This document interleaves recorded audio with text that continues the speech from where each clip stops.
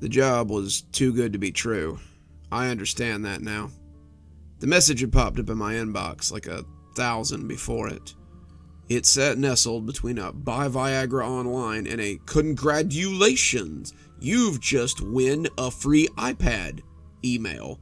But as I hovered my mouse over it, I found myself intrigued by the tagline. I could usually spot spam messages, even the ones my inbox seems incapable of catching.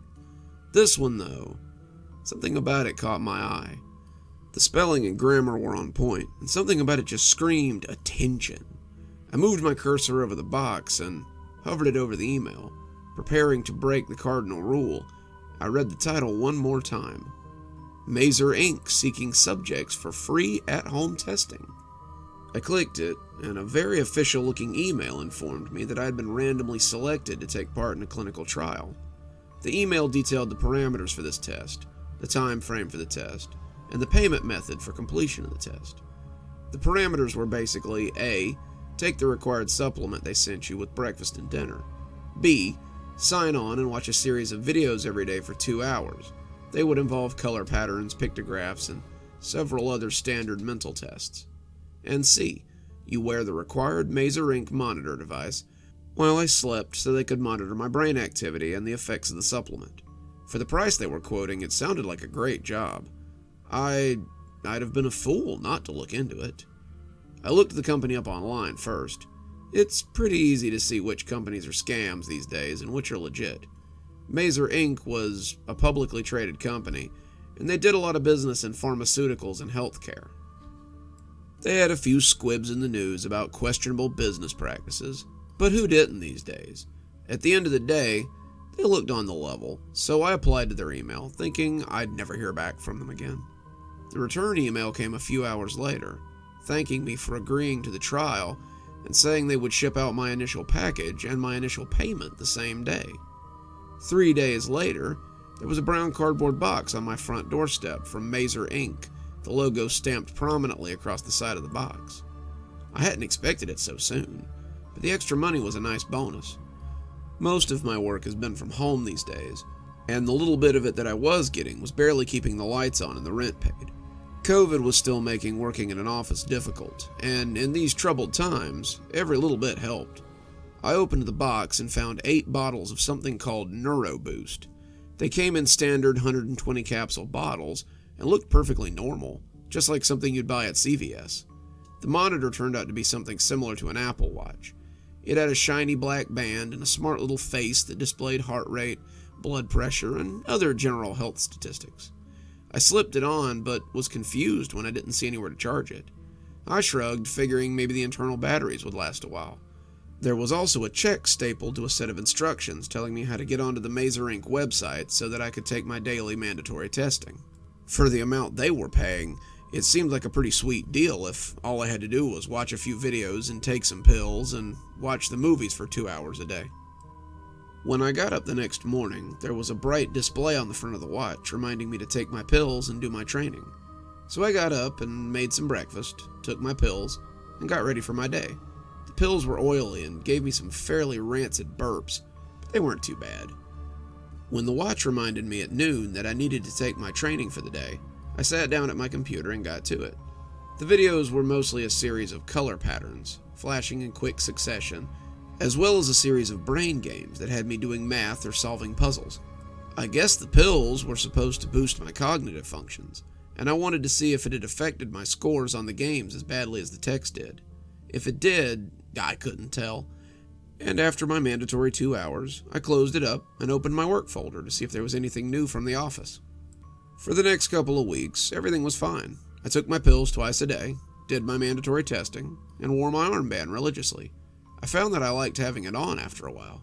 It was very comfortable, and being able to glance down and look at my vitals was kind of nice. I've never really had the money for fancy tech, so having something that sort of looked like fancy tech was nice. At the time, I would have told you everything was fine for about the first 2 weeks. But after a few days, I began to notice some strange things around my apartment. It was subtle stuff at first. Things moved, items missing that reappeared a few days later, but it was something more subtle than that as well. Sometimes it felt like someone else had been in my apartment. But that was crazy. The chain was always on, the door was always locked, and, at least to my knowledge, I was the only one that had been in my house since about a week before the quarantine. I thought at the time that I was just being neurotic. But now that I look back on it, I'm pretty sure there was more to it than I was picking up on. The first real sign came to me while I was watching the color patterns one day. I'd been taking the pills for about 2 weeks when one day I watched the colors go from quick flashes of green and blue and yellow and saw a picture. It was just for a second, nothing really substantial, but it looked like a street. It wasn't a street that I knew, and it looked as though it had been torn up by something. I didn't get a good look at it. It was only a flash for a second, but I had to double take to see if I had actually seen what I'd seen. I kept a closer eye on them from then on, but I didn't see anything else that day.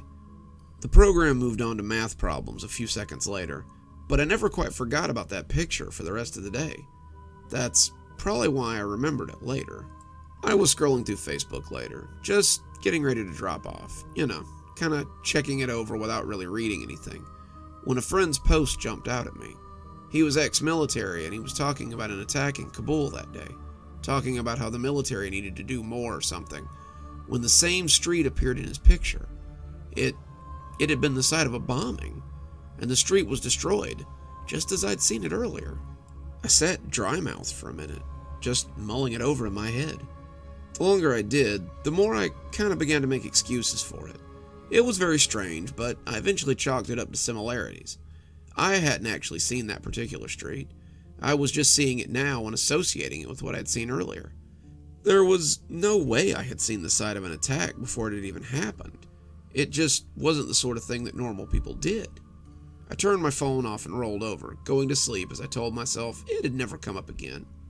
The next day, however, I woke up and found that my shoes were missing. It wasn't like they were expensive or anything, just a pair of Walmart New Balances, but it was the fact that they were missing that confused me. I'd set them beside the door 4 days ago when I'd last left the house. There was no reason in the world that they should be gone, but they were. I could still see the mud from the running track on the carpet by the door, the only proof that they'd been there at all. I searched the house, thinking maybe I'd just put them down somewhere and forgotten about it, but they were nowhere to be found. That made me worried, but again, I put it out of my mind. I was just going stir-crazy from the quarantine, that was all. I just needed to get out more. I'd been taking the pills for about a month when I started seeing more pictures. It happened suddenly. One minute I was seeing red and yellow and blue and purple go by, and the next second they were solidifying into pictures. A Walmart somewhere, a Jeep out in the desert, a shoe left on a beach, a bunch of sunflowers, on and on and on. The colors were gone. I never saw them again. From then on, it was just random pictures. I called the number on the back of the bottle after reading it over to see if there were any side effects. After finding the helpline, the one that says to call if you have any adverse reactions, I waited for the robot call to cease and for a person to pick up. To my surprise, someone picked up right away, and I was spared the indignity of wading through the muck. The lady in customer service listened to what I had to say, took down my employee ID, and told me that this was completely normal. She told me that lots of people reported the colors becoming pictures. It was actually very common to get these sort of calls. She said that if it became anything worrisome, to let them know, but seeing the pictures was completely natural. I hung up, feeling a lot better. I kept feeling better until that night. Until I woke up in the middle of my living room with no earthly idea how I'd gotten there. I had my hand wrapped around the doorknob, and I was fully dressed in jeans and a t-shirt. I was wearing a pair of black boots that I didn't recognize, and I had my car keys in my hand. I'd clearly been going somewhere, but I had no memory of deciding to leave. I'd been getting ready for bed the last I remembered, easing under the covers and just getting snug down for the evening. I remembered falling asleep, though I clearly didn't remember waking back up. I sat up for the rest of the night, a cup of coffee in hand to make sure that I didn't try to slip off and sleepwalk somewhere. I had never had a history of sleepwalking, but I'd heard that people could pick it up later in life. Sleep dressing yourself and sleep driving were something I'd never heard of, but I suppose anything was possible. That day I went out and bought a stopper to put under the door. I bought a flipper lock and installed it myself. I would have put a second deadbolt on as well if I hadn't rented the apartment. I thought if I made it more difficult for myself to leave, I might not sleepwalk outside. If I wanted to blunder around my apartment, that was one thing. Going out with no memory of the outside was another, especially if I'd been intending to drive. I had been taking the pills for about 2 months at this point, but I never equated them to what was going on. I think maybe I just didn't want to. I liked the way they made me feel, and I especially liked the extra money I was getting every month for taking them. Some of the pictures I'd been seeing had come up again. The shoe on the beach had turned out to be a little card from a plane crash over Spain. The Walmart had been celebrating its 20-year anniversary when someone had driven a car through the festivities. I had stopped really looking for them anywhere. I didn't really want to know what they were. I had my own problems to worry about. I'd woken up several times since the first night, standing in different rooms and having no clue how I'd gotten there. I woke up in the kitchen, toast burning in the toaster. I shook awake in the shower, fully clothed as the water fell over me. I came to on the floor of my living room with my legs under the couch, and I awoke several times as I fumbled at the lock on my apartment. Whatever was happening to me, my body seemed to be trying to keep me from hurting myself, and for that I was pretty grateful. I think my body knew the pills were doing something strange to me, but my brain was trying its best to justify the actions. It seemed like my brain might be keeping secrets from the rest of us, secrets that I would find out pretty soon. Then one day, I woke up somewhere different. I woke up as I was standing in a factory, preparing to break a tank full of cloudy liquid with a fire axe. I dropped the axe that I'd been preparing to shatter the glass with and looked around in confusion. Where the hell was I? How had I gotten here? I looked around and could see other people causing general destruction as well, but they didn't seem to have come to like I had. They were destroying lab equipment, factory equipment, and anything else they could get their hands on. They were like a group of mindless ants, swarming over everything they couldn't destroy themselves and wrecking it with sheer numbers. I didn't understand what was going on, but I knew I had to get the hell out of there. No one came to stop me as I ran, so I took off and didn't stop running till I was outside. Turned out I was actually somewhere I knew. I'd been inside the Terminus Chemical Building. I'd seen the building many times from the freeway, but I'd never actually been inside it. I had a vague idea of what they did, medical research or chemical trials or something, but I couldn't have told you why I'd been there destroying things. I started moving, making my way for the freeway, and when I got there I managed to thumb a ride and get back to the general vicinity of my apartment. It was the middle of the night when I got out of the building, and the sun was just starting to get up when I got home. For the next 3 days I stayed inside and strapped myself into bed every night. I stopped taking the pills and stopped logging onto the website for my daily training. It appeared that I might have lost my monitor while I was busily destroying the factory, but I was honestly glad to have it off me. My phone rang a few times from unlisted phone numbers, but I never picked them up. I was done taking their drugs and being their guinea pig, if that's all I was. On the third day, someone knocked on the door. After a few minutes of peeking through the peephole, I opened it slowly and glanced mousily through the crack. The monitor was on the front mat, sitting like a bomb on the rough fibers. On top was a note, my name written on the back of a folded Polaroid. I reached for it, not wanting it, but needing to see it. The picture was no grainy Polaroid, but a highly detailed photo of me as I smashed a tank of cloudy liquid with the axe I'd swung that night. On the picture was a little caption that read, "Can you see any colors in this picture? Take your pills, do your training, put on your monitor, and get back to work, lest we send this picture to the police and let them know what you've been up to on your nightly excursions."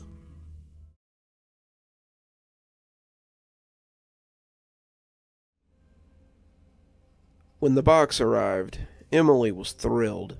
She'd been waiting for this particular package since March, and at long last it was here. Emily had been trying to get into one of these cold case box services for a while. Hunt-A-Killer, Cold Case, Sleuth Kings, she'd requested them all, but all Emily got back were apology letters and promises that they would contact her when they had room. The folks at Catch-A-Killer had placed her on their tentative waiting list, which sometimes took months, and she hadn't expected to be added to the list for quite some time. It was hard to get added. They only approved a few hundred people a year, and they were also one of the more popular groups. The service was their typical monthly subscription box, where they sent a cold case that the small group you found yourself to be a part of tried to solve. They would send clues a few at a time, a slow drip of evidence that would lead the group to the end conclusion, and they would follow the trail to a predictable end. As she brought the box inside, Emily felt giddy with anticipation. However, some of it was tempered when she stopped to look at the box. The label said "To Catch a Killer," but the address label was torn off, and the box looked a little bit funny. If this was their way of creating ambience, then Emily felt they'd done a great job. The box was battered and dirty, the clear tape around it looking thick and yellow, and the letters were pieced together out of newspaper clippings. It was a nice touch, if not a little cliché. The letter inside was no exception. The whole thing was made of magazine and newspaper letters, meticulously assembled by hand. At least, it appeared as such. Emily couldn't imagine how much time this had taken whoever had put it together, especially if they had to build more than a few of them. Emily had to applaud their commitment, but it wasn't something that seemed feasible long term. She would be surprised if this level of detail persisted, and took the note out of the box so she could read it. This is the case of the West End Tooth Fairy. He has a kill count of around 26 and was most prominent between 2019 and 2022. His first victim was Miss Mary Klein, a retired teacher who lived alone. It took the police almost 4 years to place her as his victim, only then because his pattern began to surface. She was stabbed 15 times, most of them in the chest, and a smile was carved across her mouth from ear to ear. No forensic evidence was discovered at the scene, no sign of forced entry, and she was left in her favorite chair in the living room. No one was charged with her death, and only one item was ever reported missing from the victim: the bottom and top plate of her dentures. Emily read it over a few times, but couldn't figure out what she was supposed to be looking for. This was less of a case file and more of a story. Emily had read a few articles about how the information was disseminated, and then picked over by the community, but this read more like a creepypasta. She wondered if this might be one of those things where a group member got a different piece of the puzzle, but that was another point of confusion as she looked through the box. As she looked, Emily saw a plastic baggie with a pair of pliers inside. She took them out hesitantly, the red around the teeth of the pliers looking pretty convincing. Emily gave the box a once-over, finding them a pretty good prop for the price of the box service. Once the pliers and the note were out, though, the box was empty. There was no group code or information on getting up with the rest of your team, and after a thorough search, she found nothing. Emily shrugged, not too upset about it. They had probably just forgotten to add it, and she figured that a quick trip to the internet would get her in contact with her group. She was still excited about her quick admittance to the group, and hopped on the site to see what she could find. A little while later, Emily closed her laptop with a huff of frustration. She had checked every group, but no one was following the Tooth Fairy case. No one seemed to know what she was talking about either, and it was starting to make her wonder. Maybe the others would sign up soon. Maybe she had gotten her box a little too early. In the end, she set up a room for the Tooth Fairy case, figuring the others would find her, and decided to go to bed. She'd sign on tomorrow and find that they had discovered her, and then the game could begin.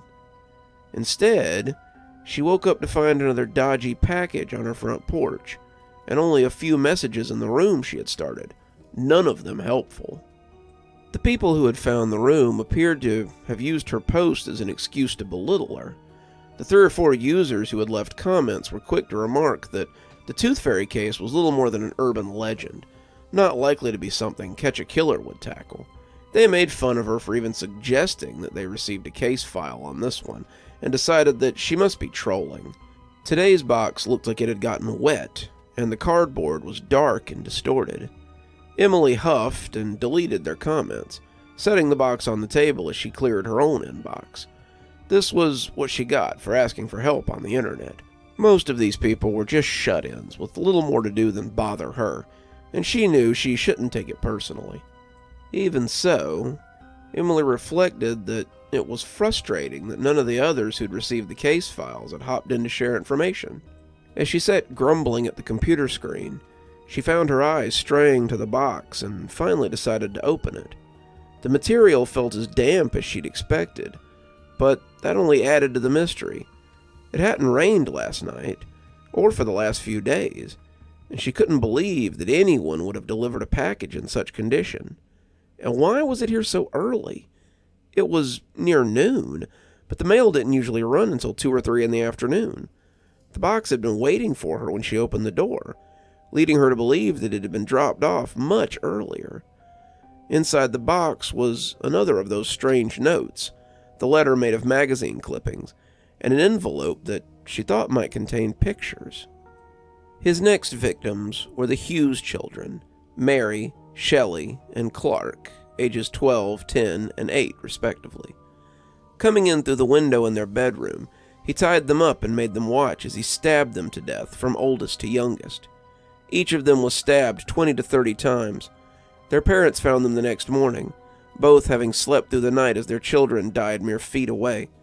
The oldest child was found to have her lower canines removed, the middle child her bottom incisors, and the youngest was missing his bottom premolars. The teeth were believed to have been taken as a trophy, and that was when the police began calling him the Tooth Fairy, though the press wouldn't start using it until much later. As she took out the pictures, Emily felt her blood run cold as she flipped the top back. There were 12 pictures inside, all seemingly taken with a Polaroid camera. All of them were of crying children, their hands tied behind them and their mouths stuffed with whatever they had at hand. The girls appeared to be older than the brother, all of them bearing the same sandy hair and hazel eyes. And as the pictures carried on, Emily could see the fearful children becoming broken children. Their pajamas reddened, their wounds seeming to grow with each snapshot, and by the end, all 3 were lying on the carpet together. As their blood seeped into the thick shag, Emily felt the pictures slip from her numb fingers. What was this? It was a little too much if this was someone's idea of a joke or a game. She had wanted to be part of this game, but if this was the level they were playing at, she wasn't sure she was up to it. These Polaroids looked real, like something taken instead of made, and as Emily held them, they felt dirty in her hands. She put them in the box and picked up her computer as she tried to discover anything about the case that she was being drip-fed. This was the second box she'd received that felt more like a love letter to the killer and less like a case file. There were no clues to follow, no breadcrumbs to lead her to an outcome, just harrowing stories to listen to that ultimately didn't tell her anything. If this was how it was, she really needed to see if anyone else had received the clues she was failing to find. The forum offered more veiled insults, and Emily huffed as she closed the laptop. With no words from the admin and no help forthcoming from her fellow investigators, she couldn't do much but speculate. In the end, she dumped the contents of the box into the first one and threw the new box away.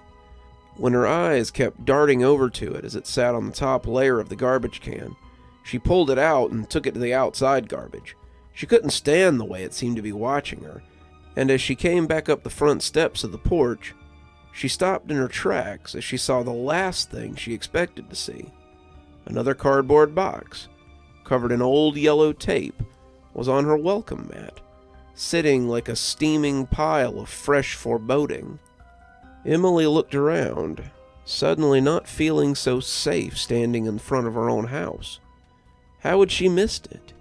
It hadn't just appeared between her leaving her front door and putting the box in the garbage can.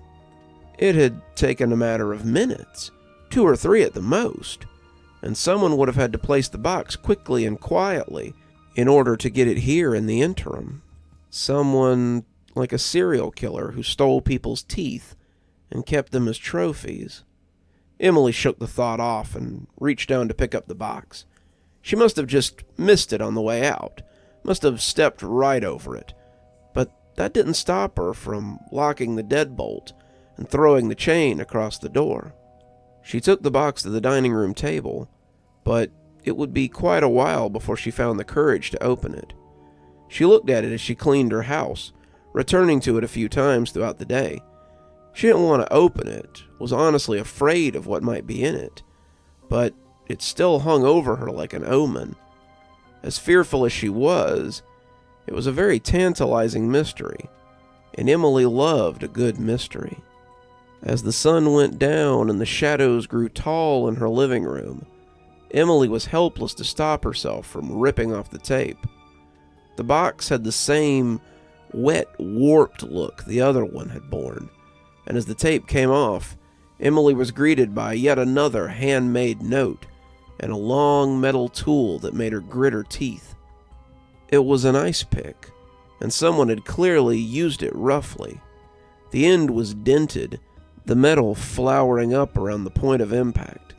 The tip was malformed, that angry exclamation almost as damaged as the butt end, and it helped the red paint find its way into the porous metal that sought to drink it up. It worked its way into the crevices, and the dark red made the tool all the more grotesque. The fourth victim was Dr. Reynolds of the Norvis Free Clinic. Posing as a homeless man, he came in before operating hours and killed the good doctor before his staff could arrive. The Tooth Fairy had chosen Dr. Reynolds carefully, the two bearing a striking resemblance. It was easy for him to pose as Dr. Reynolds and continue to see patients. The next 12 victims were homeless people at the clinic, people he invited to come in after hours. The cause of death for all was the same as Dr. Reynolds, a single puncture wound to the side of the neck. From these victims, the Tooth Fairy completed his collection of bottom teeth. She added the pick to the box of other things before slipping it into the hall closet and going to sit in her room. Suddenly, the living room was a little too open, the windows too exposed for Emily's taste. She sat in bed, trying not to think about the boxes or the mystery that surrounded them. The more of them she received, the more she had to remind herself that this was just something cooked up by the company. It became harder and harder to justify to herself, though, as the contents became more graphic. She had read a lot of forum posts before signing up, and none of this seemed like the experiences she had read about. The cases were spooky sometimes, but there was always a group of people to help you solve them. Doing this alone was making her anxious, and the clues weren't really pointing her towards a suspect at all. This was reading more like a story, and less like a case. She wasn't sure what to take away from this, besides the crawling anxiety that surrounded her. She checked the group again, and found nothing but more people making fun of her for suggesting Catch a Killer would cover anything like the Tooth Fairy case. It's not even real. It's an urban legend. No, it's real, but the group only handles cases with suspects and evidence. The killer never leaves anything behind. The case is too high profile to let a bunch of amateurs mess it up by stepping on what little evidence they have. It was pages of stuff like that, but nothing helpful. None of the admins had posted either, and Emily supposed they were on vacation. They couldn't weigh in on forum topics, they couldn't answer her questions, and it seemed like they couldn't be bothered to do much at all. Emily set her phone on the nightstand and got ready for bed again, deciding that she wouldn't open any more of the packages until someone else messaged the group to say that they had received their packages. She needed help, she needed some perspective, and she wasn't going to get it in an echo chamber. As she fell asleep, she thought that at least it shouldn't be possible for them to send a fourth box so soon. It had probably been a fluke to send her 3 so close together, and she drifted off, hoping there might be someone to help her when the fourth arrived. She woke up the next morning to the sounds of birds and the gentle chime of her phone alarm.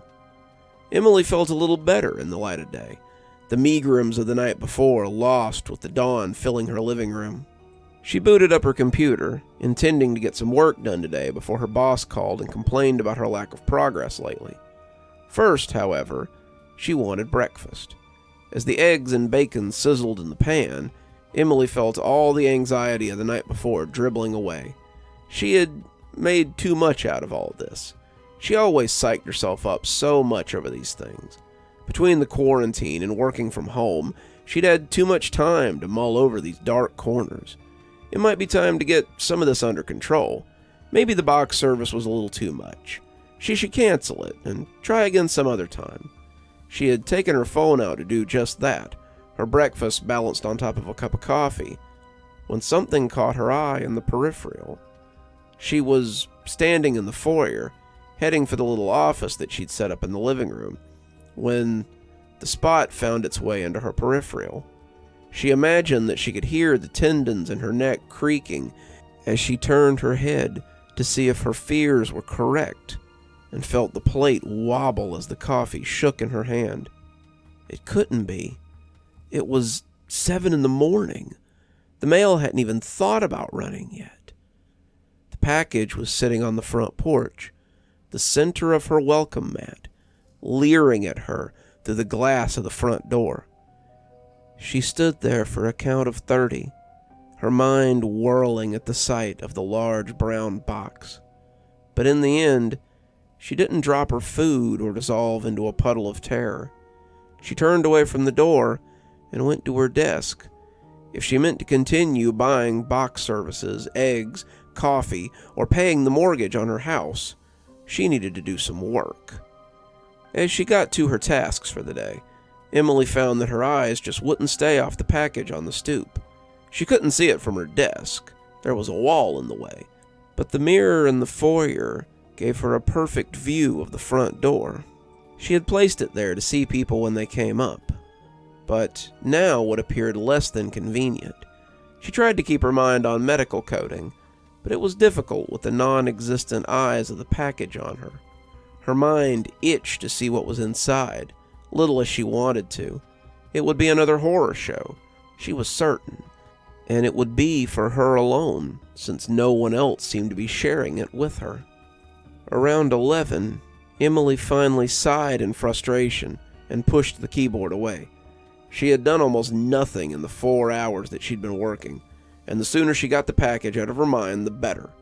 She got up to go bring the package in, but as she moved into the foyer, she stopped again.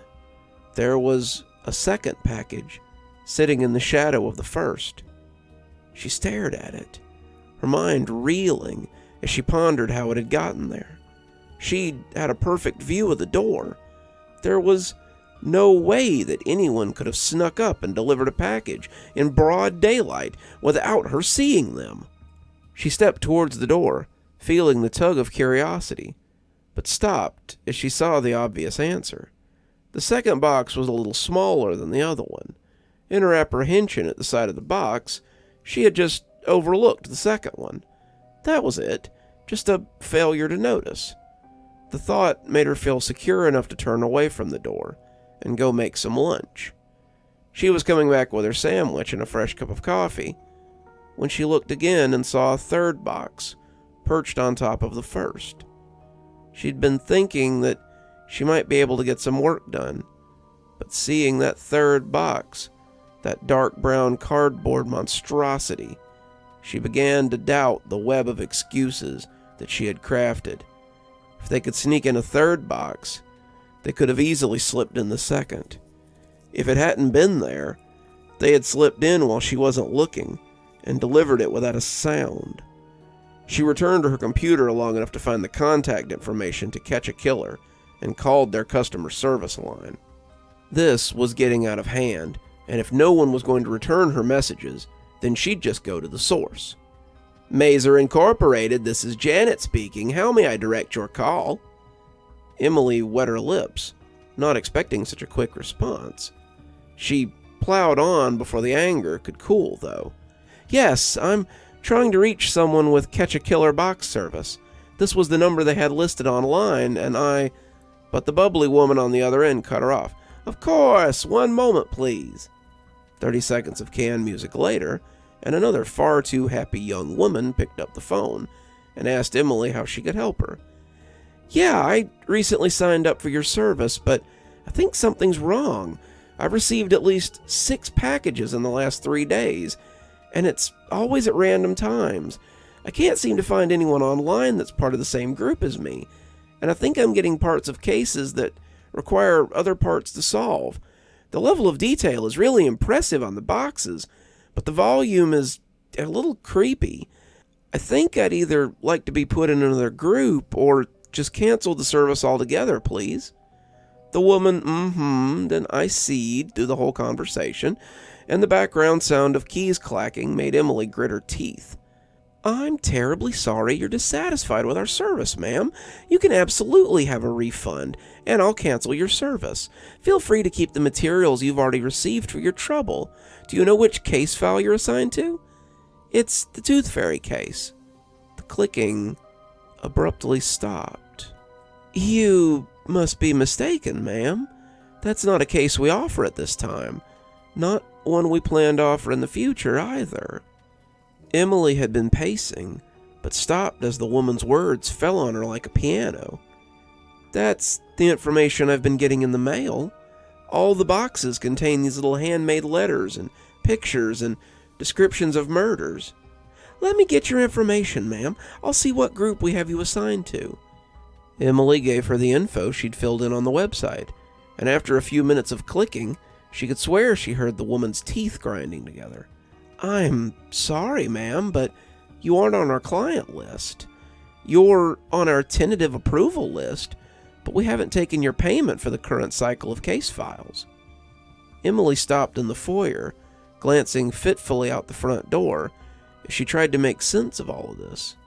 There was a 4th box on top of the other one, and as the golden afternoon set over the house, she felt a chill creep up her spine. "What does that mean?" she whispered, not daring to speak too loudly. "It means that whoever's sending you those packages isn't anyone from our office." Emily was speechless, and as the woman called to her from the other end of the phone, she let it slip out of her hand and tumble to the hardwood. Emily wanted to call the police, but her curiosity was piqued. It was the same curiosity that had led her to sign up for the service in the first place, but now it had led her into a mystery that she hadn't been prepared for. As she wrapped her hand around the doorknob, she knew that there was no going back. If she looked in those boxes, if she cut the tape and saw what lay inside, she'd never be able to go back again. She opened the door, poking her head out like a groundhog from his hole. She expected something to be waiting out there for her, but the porch was empty except for the boxes. She juggled the 4 of them into her arms and brought them inside, closing the door and twisting the deadbolt before taking them to her bedroom. She left the phone in the foyer, taking all the boxes and locking herself behind her bedroom door. Spilling them onto her bed, she wondered what order she would open them in. Looking at them again, though, she realized each was numbered with a quick squirt of magic marker. Taking the largest, the one with the childish 4 on it, she strained a little at the weight of it. Something rumbled angrily inside, and as she slid her penknife over the tape, she was unsurprised to find a roofing hammer inside. Like the chisel, the head was spattered with a deep red stain, and the tines on the end were likewise painted. What had the 3rd box said? His victims had been killed by blunt force trauma to the base of the skull. After seeing the pictures of the children, she doubted he could contain himself from cutting and slicing them after the fact. He'd wanted to kill them quickly before they could give him away, but he still wanted the thrill of slicing them up. The note inside was quite illuminating. His next 3 victims were an odd fellow looking to have some teeth extracted, a census taker that he suspected might be working for the police, and the private detective that ultimately caused him to abandon the free clinic. The detective had a friend in the local police force, a friend whom he'd told before heading to investigate the rumors of missing people at the clinic. The Tooth Fairy avoided the raid meant to catch him and added 6 more teeth to his collection. From the old man, he took the front incisors. From the census taker, the 2 top incisors next to them. Finally, from the nosy investigator, he took the top canines and left on a bus as the police raided his hunting ground. She paused before opening the fifth. Had she heard a sound in the living room? She wanted to check, but the knife made such a satisfying sound on the tape as she opened it. Inside was a business card for someone named Carol Barner. The legend beneath proclaimed her to be a webmaster from Mazer Inc., and Emily suspected that she already knew what the note would tell her, how easy it had been for the packages to arrive at her house, almost like someone had her name and address. She thought again that she'd heard a noise from the living room, the breaking of glass or the crunch of a boot crushing something fragile. It might even been the breaking of a phone, as someone stepped on it after she'd carelessly left it in the foyer. She read the note quickly, wondering how much time she had left. His next victim was Carol Barner. Carol was selected at random, a crime of convenience that turned out to be very helpful. Carol was his neighbor, someone who worked from home as the pandemic raged. Carol liked to work late into the night, and her keyboard was so very loud. He had tried to be good, tried to lay low for a while as he settled into a new town, but the clack, clack, clacking was driving him mad. One night, as he watched 2 o'clock roll by with no reprieve, he took the continued noise as a sign from above. He broke into her apartment, and she never even noticed over the sound of her keyboard until it stopped tapping forever. In doing so, he discovered what it was she'd been working on, and found a way to finish his work without the hassle of finding more victims. He discovered the database that she'd been tapping away at, and after taking her premolars, he set to work. Her hands shook as she opened the next box, the knife threatening to cut her as it jittered over the adhesive. She could hear him as he moved through the house, being less than quiet as he yanked open doors and cabinets. He knew where she was. He had to, but it was all the thrill for him.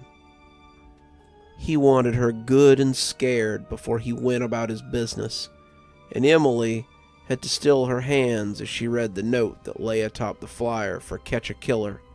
The flyer with the red stain distorting the K in killer and made it run like a wound. His next 8 victims were just everyday crime junkies, people who loved to research and speculate from the comfort of their home. He had a large pool to choose from, and it was easy to select those who wouldn't be missed or would take time to be discovered. Glenn Howell was a freelance coder with a passion for cold cases. Linda Merrill was a divorced housewife whose children had flown the nest, leaving her plenty of time to consume her true crime content. Courtney Powell and Linda Kane were roommates, and it was a wonder the 15 cats in their apartment hadn't got them before he did. John Boyd, Claire Keene, Reagan Summers, Casey Greer, they all took the bait and became true crime content all their own. Each kill swelled the legend of the Tooth Fairy. Each added another name to his tally, and each gave him another piece of the puzzle. As the police searched for him, looking for anything that could discover his identity, the Tooth Fairy found the last piece he needed, his final victim. The knob rattled, turning slowly as it hit the lock. Whoever was on the other side didn't kick, didn't yell, didn't fret. He knew they had all night. He knew she had nowhere to go, since there were no windows in her room, and there was no escape except through the door that he was now standing in front of. No one was going to come for her, and it was just the two of them until matters were resolved. He had to get inside anyway. Emily had all his tools. He had sent her everything he would need to make her another case file for some other true crime fan to speculate over. Would they wonder how she had been so easily caught? Would they question the validity of such a killer? Maybe the sheer idiocy of it all would help cement the legend of the Tooth Fairy into something told around campfires and under blankets as flashlights lit ghostly faces. Sometimes that was what really made the story, the idea that something like that could never happen to you. She opened the last box as he moved about her house like a fitful spirit, clearly savoring the moment.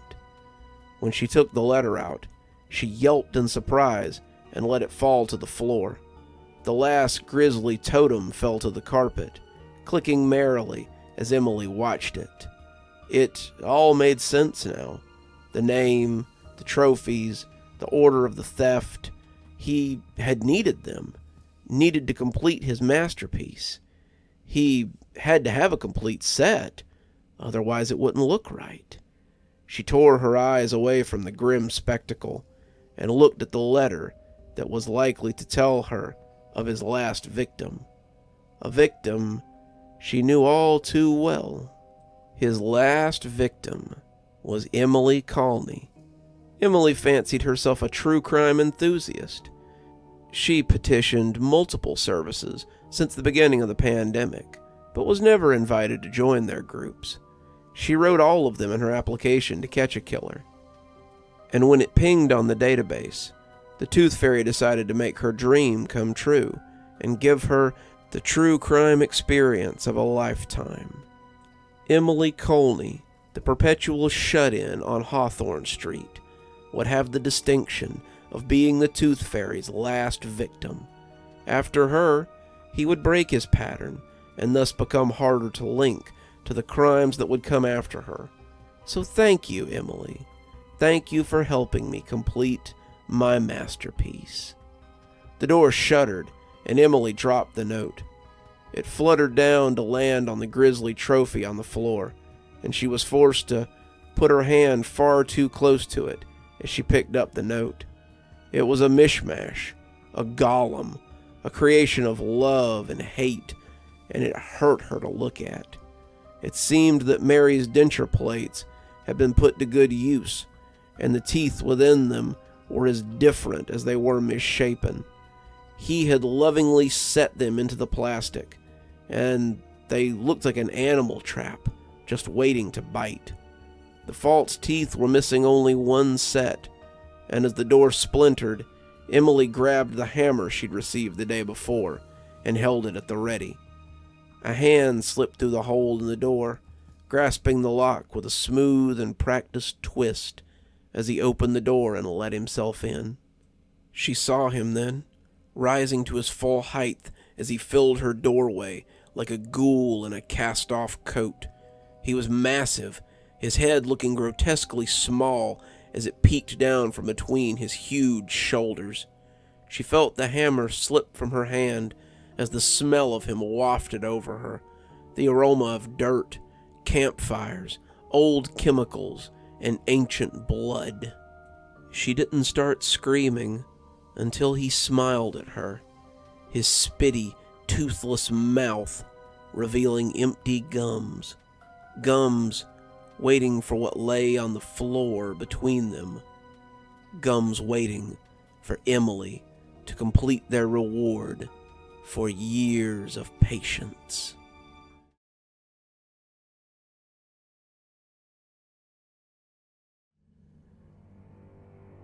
When I came home from work and saw the package on the front porch, I was filled with an irrational flood of joy. You would have thought I'd received something spectacular, and to me, I had. I'd been waiting for 5 days for Amazon to send the package, and as I brought it inside and cut the tape, I couldn't wait to see how it looked. Reaching into the buffer pads, I pulled out not a game or a new Funko Pop, but a single light bulb and a package that seemed bigger than it should have needed to be. Not just any light bulb, however, but one of those color-changing LED light bulbs.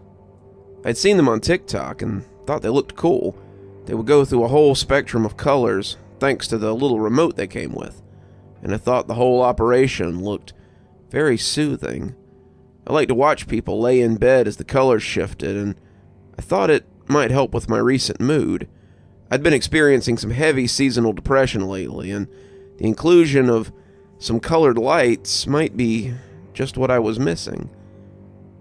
I read the instructions and installed the bulb in my ceiling fan and smiled as I looked at the little remote in my hand. There were so many colors to choose from, and I felt a giddy sense of anticipation. Which one should I try first? Red? Maybe blue? I settled on a light and buttery yellow as I lay in my bed. I felt like I was in some kind of sun, the ones I'd drawn as a kid, it seemed. The yellows were thick, the shade of melted crayons, and I was happy as I lay beneath it in my single room. It had been hard to get out in the cold lately, and this made me feel like I was at the park, under the warm sun at the beach, maybe. It wasn't actually warm, but I could trick my mind into thinking that it was, at least. I lay there for a few minutes, just soaking up the faint sunlight before I got up and went to my computer. As I logged into World of Warcraft for a little gaming, I looked at the remote and decided on a different color. As I explored in the game, I changed the colors to depend on where I was going.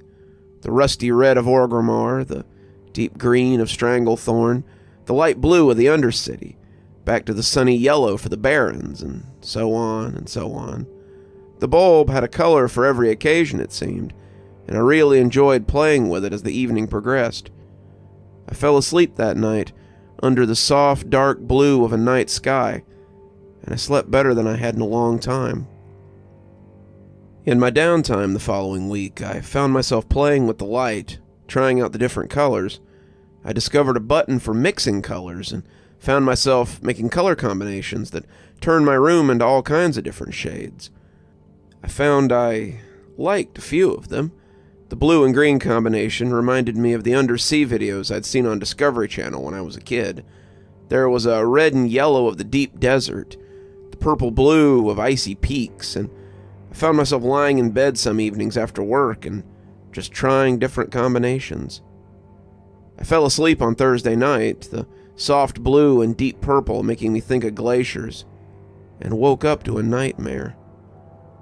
I opened my eyes and found myself floating in a room that looked smeared with blood. The walls seemed to hold strange shadows, the reds and blacks mingling like filth in a morgue. But that wasn't the worst of it. The worst were the creatures. They were dirty white that was almost translucent, their eyes like lamps as they stared at my prone form. I wasn't sure what to make of them at first, and I wondered if I was dreaming. If I was, this was the most realistic dream I had ever had. Their bodies were long and narrow, like pale reeds, and other than their eyes, they seemed devoid of features. There were two of them, one in the corner by my desk and the other perched in the junction of the ceiling and wall. We stared at each other for some undeterminable amount of time, and I was nearly convinced that I was actually dreaming when my phone chirped and lit up on the nightstand. All three of us looked at the light, and when I looked back at them, the one in the corner of the ceiling had dropped soundlessly onto the floor. The skin around the bottom of his head seemed to rip open to reveal a double row of buttery yellow teeth. His fellow creature did the same, and as the two stalked closer to me on their noodly-looking arms, I whimpered and reached for the bat that I kept beside my bed. As I turned, I must have rolled over on the remote. As the bulb changed back to the same buttery yellow I had basked in on the first day, I came up with the bat out in front of me to find the room devoid of nightmare creatures. I turned it back to the normal fluorescence and looked around in a panic, trying to figure out what had just happened. I was still awake when the sunrise lit the windows, and I wasn't sure I'd ever sleep again with the image of those creatures thumping around in my head. I tried to get about my morning routine, getting ready for work and getting breakfast together, but the image of those horrible things would never leave me. They followed me through my day, dogging my steps as I tried to get my work done, but by lunch, I was a mess. When my boss saw me in the break room, my shaking hands struggling to open my lunch bag, she told me I looked ill and said I should go home and get some rest. "You look ill, dear. Take the day off and Have a good weekend.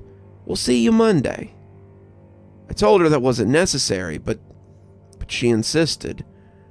I was grateful for the chance to get some rest, but I found my anxiety growing as I got home, the same place I had seen those horrors.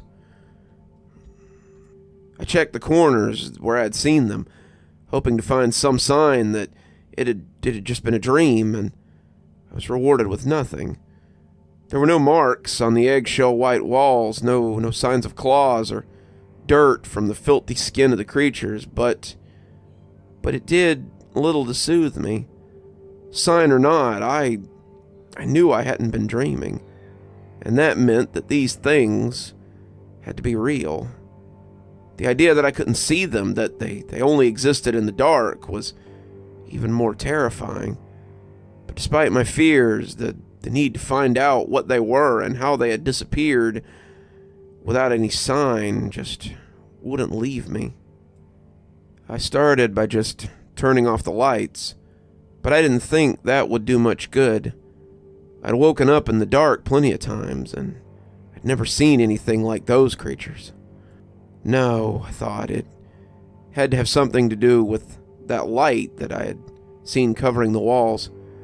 It had changed when I rolled onto the remote, and whatever combination I had bumped had allowed me to see the creatures.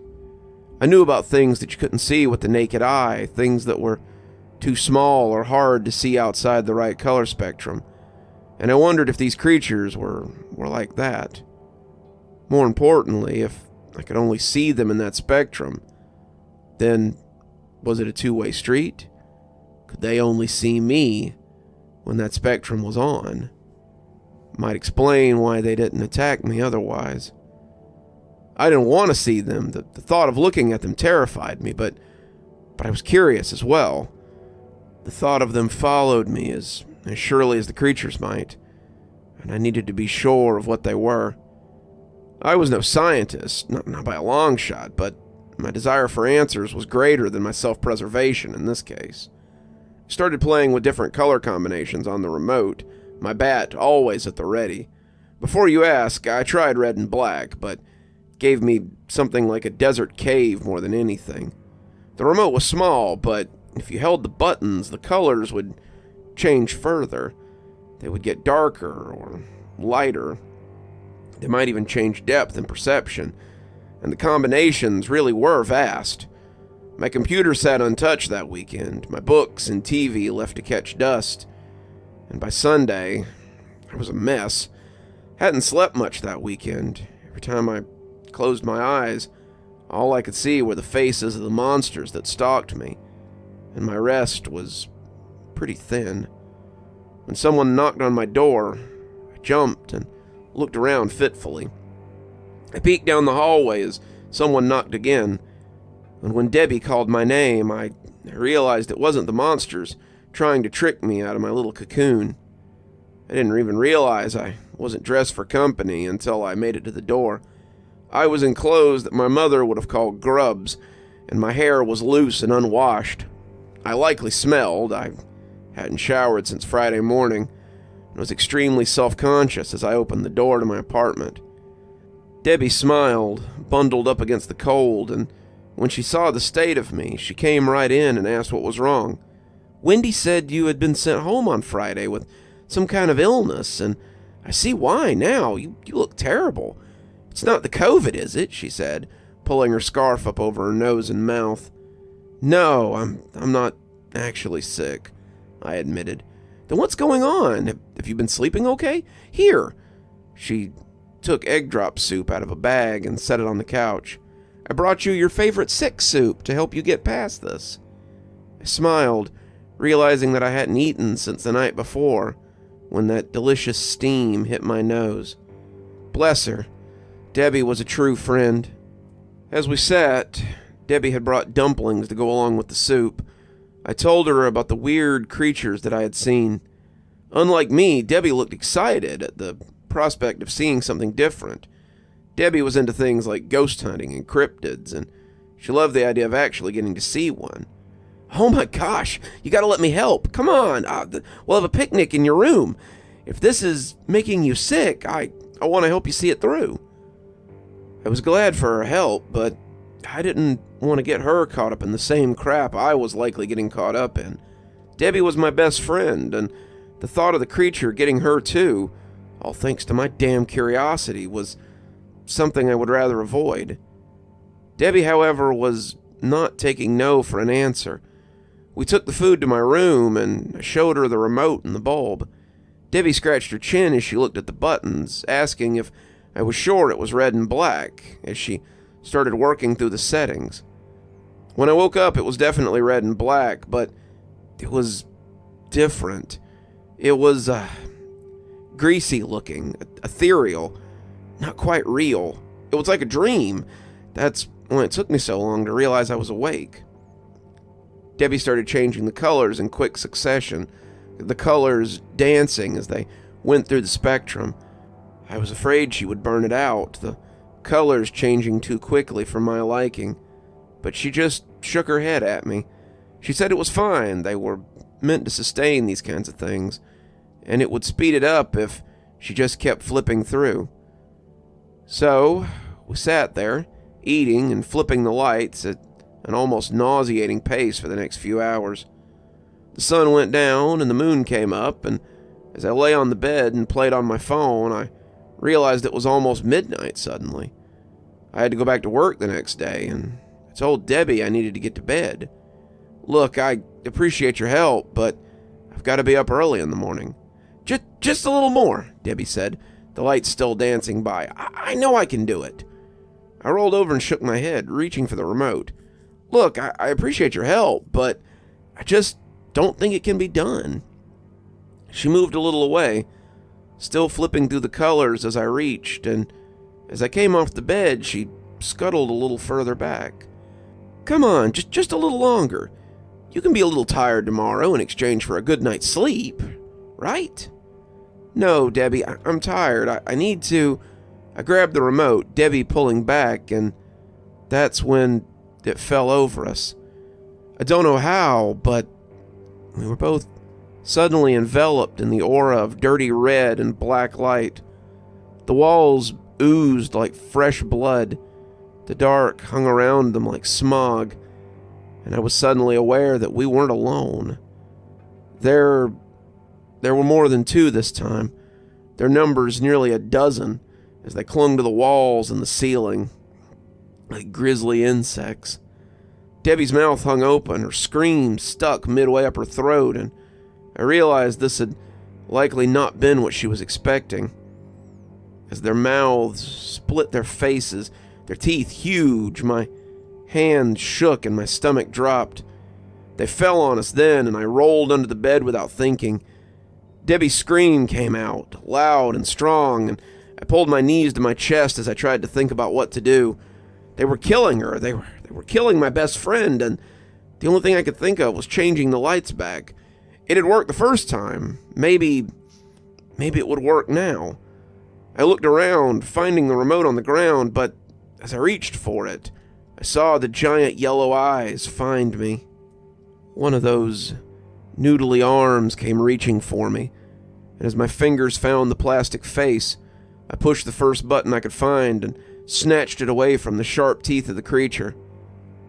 The light turned to something like normal before it popped loudly, and I was left in darkness. I got out my phone and switched on the flashlight, looking around and finding nothing but the ruined remains of our picnic. By the light of my phone, I discovered that the creatures were gone, but I also discovered that Debbie was gone, too. I've ordered another light bulb, but it won't arrive until tomorrow. I paid for express shipping, but I don't know if that'll be soon enough to save Debbie. I don't want to see those things ever again, but if there's a chance that Debbie's still alive, I have to find her. She wanted to help me, and now it's my turn to try and help her. So be careful with your new light bulbs if you buy one. You may see more than you bargained for, and you may lose more than just the cost of shipping.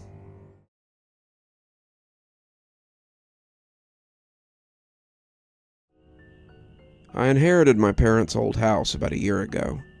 As a single guy in his mid-20s, this was quite a windfall. My mom had died of a stroke in the upstairs bedroom, a room I kept mostly locked up. I never knew my dad. He split before I was born, but the house was something he left to my mom before disappearing. It was a house that had been in his family for generations, and it was the only piece of my father that I had left. My grandparents have been dead since before I was born, and my father was an only child. That being said, there was no real family to inherit the family estate, except for my mother and I. As an only child myself, my father had never really got around to siring any other brothers or sisters for me. I had never really wanted for much. Dad's estate took care of the bills, my education, and the upkeep of the house. I always kind of wished he had stuck around if he'd gone that far, but I suppose it had finally caught up with him. Mom always said that Dad was an eccentric, a scientist who studied weird stuff for a research facility, and whatever he did must have paid well, because I'd made it all the way through college without even touching the trust fund that Mom had set aside for me. And now, I had an 8-bedroom, 3-bath mansion in need of some serious renovations. I decided to start with the attic. The attic had always interested me, even when I was a kid. I used to play up there, looking into the old chests and peeking into armoires and scaring myself with make-believe ghost stories. It was nice up there, though. The stained glass window that overlooked the street always made little rainbows on the wooden floor just for me. I wanted to clean it up a little bit and build an office up there so I could do my accounting and bookkeeping in peace. The problem was that it was structurally unstable. The wall was a crumbling old brick, the mortar trying to let go for the last 40 years or so. I was afraid it wouldn't take much more than one good windstorm to knock it in, and I really wanted to fix it up and work my way down. As I started cleaning it out, I was delighted to find that the attic might actually pay for its own renovations. It was packed with old furniture and antiques that I found some interest for with the local antique dealers. I took a few pictures on my phone and sent some to the local antique shops. They seemed all the more enthralled to get their hands on them. I separated off the stuff I wanted to sell, keeping a small pile of things that I did not. After a couple of days of men with dollies coming in and out of the house, I found myself about $25,000 richer. The old antiques had more than paid for the facelift, and I started looking at supplies to replace the old brick with. I didn't know if I'd have to replace the beams behind it, but I suspected that I might. Mom told me that Dad had said the attic was one of the few original parts of the house, which had apparently been built in the late 1700s. It was one of the first large homes to be constructed in the area, and his ancestors had received it from some fellow after working the land for him. They had been less indentured servants and more live-in caretakers. The man had hundreds of acres, a large farm, and several dairy cows that needed to be taken care of. My dad's forebears and their children had been more than up to the task, having recently immigrated from Ireland. When he had left it all to them in the will, they had suddenly become very rich and very powerful in what was an up-and-coming part of the world. That would make the attic nearly 300 years old, and the fact that it was still standing was a marvel in of itself. I had talked with a friend of mine who was a member of code enforcement for the city, and he had said to be careful when I started taking down the bricks. He said he was pretty certain they weren't load-bearing, but if the attic was as old as I had said, then it would be an accident waiting to happen. I'd been up in the attic during all kinds of weather, and I'd never seen it so much as sway in the wind. Whoever had built it had done some amazing work, and had actually built it to last. As I set to work taking down the first of the bricks, I did so with an ear out in case I needed to run. I had barely set my hammer to work when I saw something sticking out between a loose brick. It appeared to be an envelope, an old and yellow thing that likely would have crumbled to nothing had it not been sealed up in the wall. I reached out for it, wiping masonry dust off of it as I looked at the front. It was signed, "To my child," from Marcus Krim, and it was dated 1934. This gave me pause. As far as I knew, there was only one Marcus Krim that had ever lived in this house, and he had been my father. To my knowledge, though, He hadn't even been born in 1934. I set the letter aside, not really sure what to make of it, and kept working. The wall appeared to be held up not by wooden beams, but metal beams. That struck me as weird, because the means to do so in the 1700s would have been very difficult to achieve. They were crude metal beams, to be sure, but they were very thick and very sturdy, and had likely taken someone a very long time to put into place, without a crane or some sort of tools. However the architect had managed it, this was tremendous. I would save a lot of my recent windfall by not having to replace the wooden beams that I had assumed would be there, and decided that the flaky wall was just a product of its time. I was halfway through the north face of the wall when I found another letter. The front of this one read, "To my child, from Marcus Krim, 1984. The date on the letter seemed reasonable. My father would have been about 12 years old in 1984, but I doubted that he was writing letters and putting them in the masonry. I set it aside, wanting to get back to work, but it was hard not to open it to see what it contained. This one looked a lot newer than the other one, and I supposed it had spent a lot less time in the wall. Why my father was leaving letters for me inside the attic wall, I didn't know, but I supposed that when I was done for the day, I might sit down and see what he had written me. By midday, I had found 5 other letters, and my curiosity was piqued. I had found one from 1984, one from 1934, one from 1956, and another one from 1890. There was also a 5th from 1954. They had been stuffed in the wall behind loose bricks, popping out as I smashed up the wall with my sledgehammer, and as I broke for lunch, I decided that it might be time to have a look at them. I didn't know if this was some elaborate joke someone was playing on me or not, but the idea of getting letters from my father, a man that I had never known, was intriguing. Maybe the dates were code or something, and I wondered if there was some other treasure to be found in the house, besides the antiques in the attic, that was. I decided to open the letter from 1984 first, it being the closest to today's date. Inside was a handwritten letter and what I recognized as my father's meticulous script. I had seen some of his journals in the library, writings on physics and scientific theory, and I was familiar with the way that he wrote. He marked the envelope with a stamp, though I had no idea why, and it had been sealed with wax that was light as I broke it. Hello. As I have not learned your gender yet, your mother insists that it be kept a secret. I'll just call you Child. I suspect you have questions, and I wish I could answer all of them, but I fear this letter will be a poor explanation.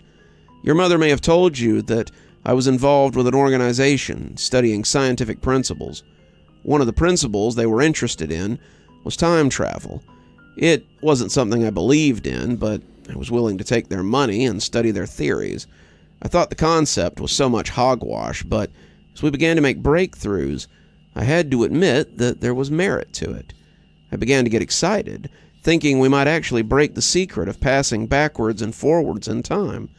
On the day of testing, we all drew straws to see who would be the one to test the device. I drew the short straw, so I was placed inside the chamber. I prayed they did not send anyone after me, because it appears that something has gone terribly wrong. I closed my eyes in 1998 and opened them again in 1984. We'd done it. We could go back in time.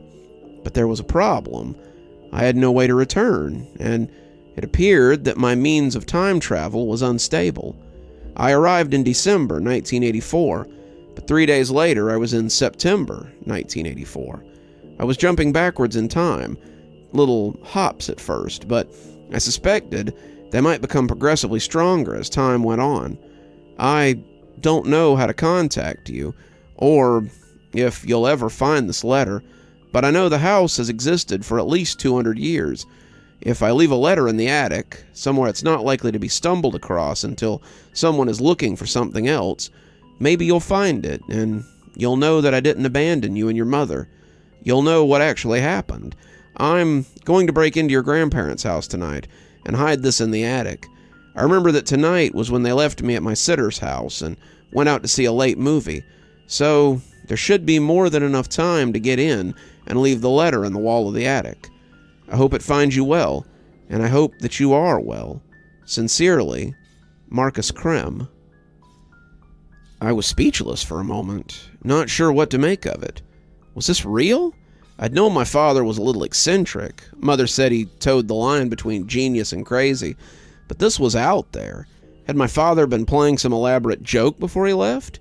Had he been trying to trick a small child into thinking that his father was just a time traveler and not a deadbeat? I didn't know, but it only made me more curious to see the other notes. I shifted through them until I came to the one from 1956. It was the next one in chronological order and seemed to be the best place to pick up the story.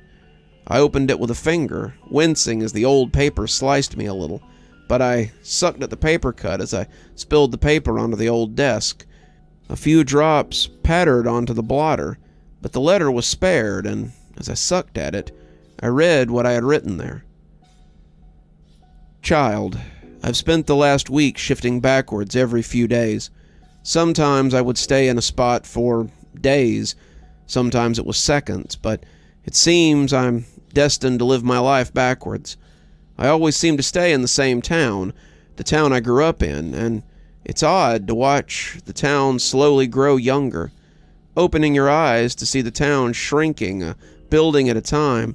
I spent 2 weeks leaping backwards at various speeds, but when I finally came to rest in March of 1956, I felt jet-lagged. The town was half the size it had been. The cars as different from the turn of the century as they would be in the early 1900s. People looked at me strangely, my clothes likely appearing odd, but my money still worked. The teller would get a shock when he realized that they had a bill that wouldn't be circulated for 40 years, but I needed to eat. I didn't have a lot of money when I traveled, $100 and a couple of 20s in my wallet, but as the cost of things goes down, the money stretches a little further. Your grandfather, my dad, is so young. I saw him playing outside the house, a boy of maybe 10 or 11, and it was hard not to hail him and talk to him. I plan to break into the house again when the family is gone and leave this letter in the wall of the attic. I better do it soon. Who knows how long I'll have before I travel again. I hope you're doing well, and hope your mother is also well. It's strange to talk to someone you've never met, but I hope these letters shed some light on where I've been and why I haven't been in your life. I was beginning to think the notes had been left by my mother, but how would she so expertly duplicated his handwriting? All of Dad's journals were written like this, the same meticulous script, and it even sounded like the voice I'd always given him when I read his journals. He would sound like a scientist, like my science teacher had when I was in school, and as I reached for the next letter, I came across the one from 1934. The envelope was ancient-looking, the outside yellowed and sealed in the same wax the others had been. The wax on this one was brittle with age, and it crumbled under my fingers as I broke it. I started to slide my finger under the adhesive, but looked in the desk till I found the letter opener I remembered seeing there. A quick slash, and I had the note in my hand. Child, I went to sleep 2 days after delivering the letter to the wall, and woke up 60 years in the past. This was the longest jump I've ever made, and I had to write this one quickly before it sent me sailing off again. The town looks more like Mayberry from the Andy Griffith Show than the bustling city I remember. Main Street is here, as is the post office and the police station, but everything else has changed. There are stores, but they seem less grand than the ones here before them. The house is still here, and I can see my grandfather as he sits on the lawn with my grandmother, both of them in their senior year of high school. Grandpa will get his draft letter in 6 years, taking him out of the steel mill before the explosion that kills so many, saving him and probably saving me from not being born. Grandma will give birth to my father a year after that, and Grandpa will come back from France with a few scars and many memories to regale his son and later his grandson with. I never knew my great-grandfather, not well enough, and it's odd to see them as they go about their lives. I've seen men going into the house the last few days, men doing work on the study on the second floor, and have managed to get a pair of white overalls and a cap from a clothesline. Tomorrow I will mingle with them and drop this letter in the wall, if I'm not years farther from where I started by then. I sorted the remaining letters, my work forgotten, and decided on the one from 1890. It was the next one in sequence, though that sequence was far out of whack now. My hands shook a little as I opened it with the letter opener. Fake or not, someone had gone to a lot of trouble to set this up, and the story was so good that I had to know how it ended. My work was forgotten, the mystery too much for me to put down now. As the wax seal fell to brittle shards on the desk, I took out the thick and uncomfortable paper that had been laid into the equally heavy envelope. Child, it appears I sealed my letter in the wall at just the right time. The house was fumigated the next day, and it would have been nearly impossible to get back in. I also traveled again 4 days later, and this was one of my most hectic trips. I would be stuck in a time for a day or two, but just as I would pen a letter, I would be dragged backwards into something else. I've started trading my money for gold and silver as I go farther and farther back. I'll soon come to a time when paper money means nothing, and then I might as well burn the notes to keep me warm. Gold, however, maintains its value, as does silver, and so I now have a few actual dollars left, and some mintings of gold and silver on my person. I've got them hidden in a backpack that also seems to travel with me. I wish I had experimented with this a little more, but even though these letters are decades apart, I've really only lost a month at the most. It feels like just last week when I opened my eyes in 1984, but I'm becoming worried that I might be slowing down a little.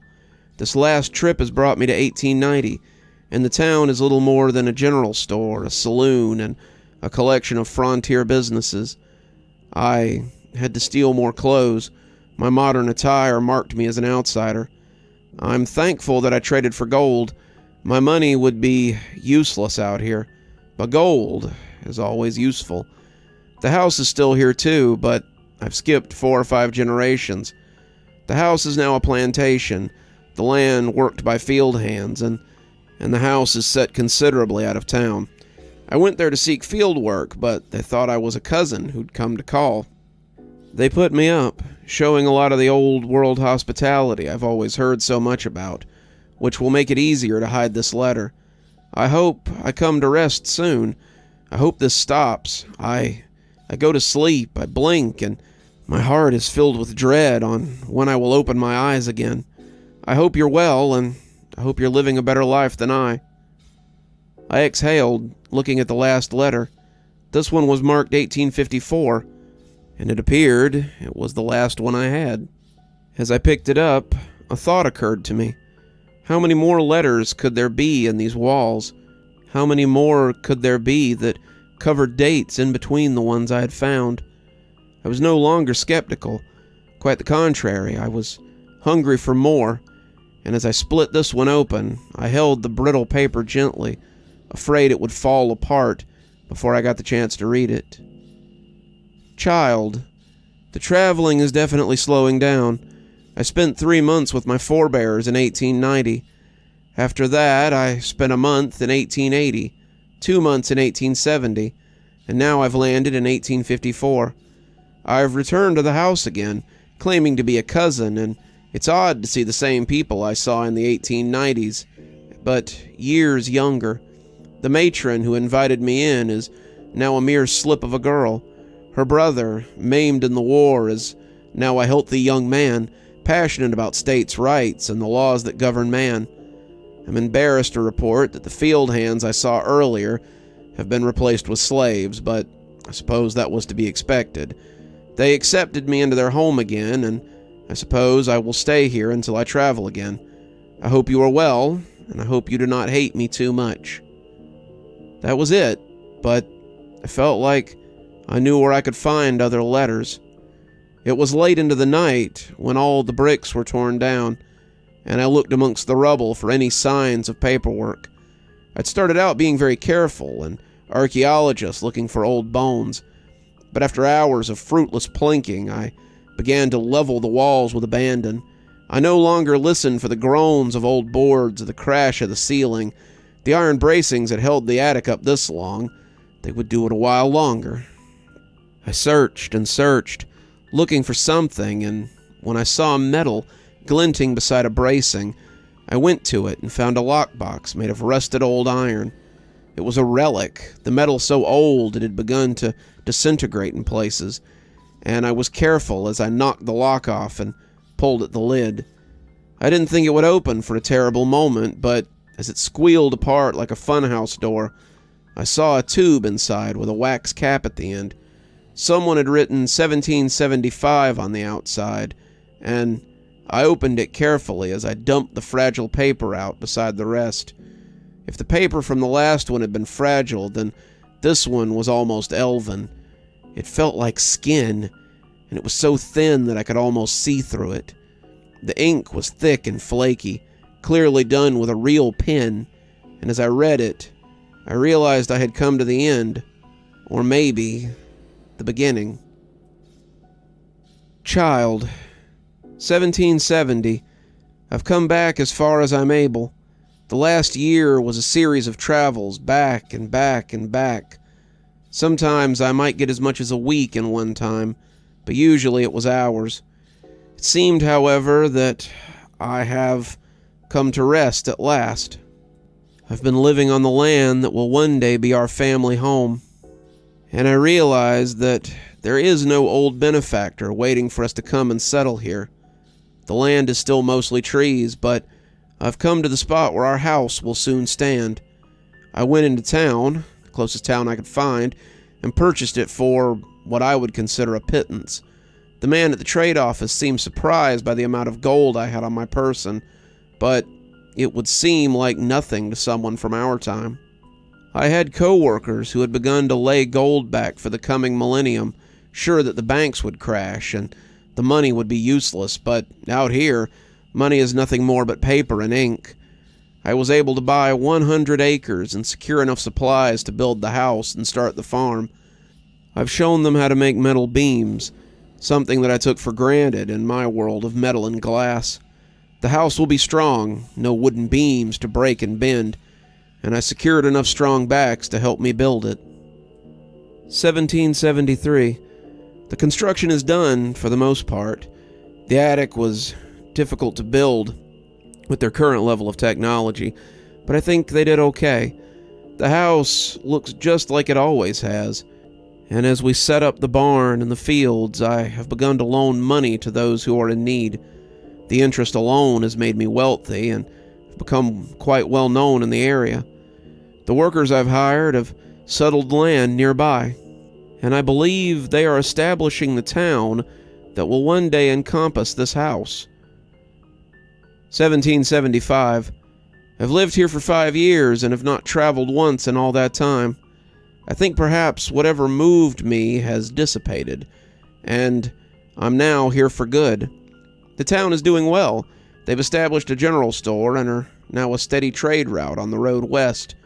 I have men who work the land for me, who tend the cows and the sheep as I sit in my mansion and rake in the profits. Life is good, but I am aware of what is to come. I'm no fool, and I know where this path will take me. 1780. I saw them today. They came to the house, asking for work. My 8 times great-grandfather came onto the porch with his hat in his hand and begged me for a job. He said his wife would be happy to be my cook, and his children would help with the land. That sounded fine to me. Most young men who helped me build the house and work the land have gone to fight in the Revolutionary War, and have been struggling to keep up with the chores around here. Thomas has 10 children, a good Irish Catholic family, and the youngest is old enough to help with the day-to-day affairs of the farm. I agreed to hire them on immediately. I am the generous benefactor my family legend speaks of, and I will be dead in the next 15 years. I may have stopped traveling, but I can feel my body aging faster than it should. 15 years is a long time, but I'm sure it will seem like no time at all to me. 1785. The war has been over for 2 years, but a lot of the men who went to fight haven't come back. I'm going to finish this letter and put it in the attic while I still have the strength to do so. I'm barely 50, but I look like a man in his 70s. I can barely make it up the stairs on a good day. I don't know how I will live another 10 years, but I know that if I don't get this on the wall, it may be my last chance. It's sobering to realize that I am the one who's responsible for my family's wealth, the one who made it possible for those who come before me to live in relative ease, but I suppose that's the way of it. If you ever find this, I hope you won't hate me too much. It was not my intention to leave you, but I see now that I would have likely been a terrible father. My work held too much of my attention to ever take you to a baseball game or sit with you and spend an afternoon on the couch. I would have neglected you, and for that I am sorry. This, it appears, is my gift to you. Use it well. You never know when you might be called upon to make your own history. I love you, and I hope you are well. Yours always, Marcus Krim. I sat at the desk and just looked at the collection of letters. It was my dad. He had built the house. He had set our family up. Then he had died without telling them who he was. It was unthinkable, and I realized I had no way to prove any of it. There would be no records going back that far. The original owner of the house had lived before the town had, and the receipt of bill of sale would not have survived. I suddenly wished that Mom was here. She would have wanted to see the letters and would have likely believed them without question.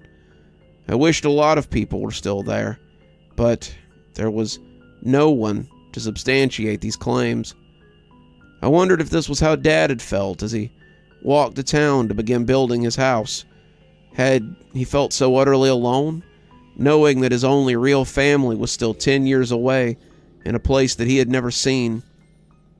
I felt so alone, so utterly desolate, and I sat there looking at the letters and thinking until the sun made rainbows through the stained glass.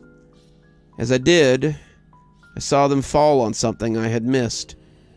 It was wedged far in the back, behind one of the braces, and I walked towards it like it might bite.